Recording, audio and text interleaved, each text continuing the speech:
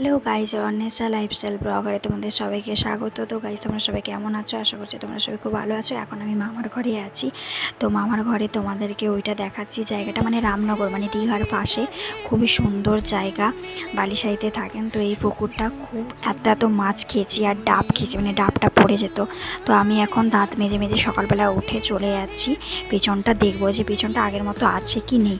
কিন্তু পেছনটা যেহেতু এই ঘরটা করা হয়েছে, তো আমার দাদু আসে, দাদুকে বলছি, দাদু বলছে তুই কোথায় যাচ্ছিস, তুই কি খাবি না? আমি বললাম দাদু একটু প্লিজ দেখাও না আমাকে ঘরগুলো। তো দাদু দেখাতে নিয়ে যাচ্ছে। এত বাগান, মানে কি বলবো, এত বাগান লাগিয়েছে, সব কিছু সবজি টবজি ওখানে সব পাওয়া যায়।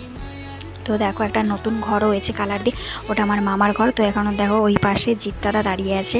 তো আমার খুব ভালো দাদা, তো ওই থাকে মোটামুটি ওখানে।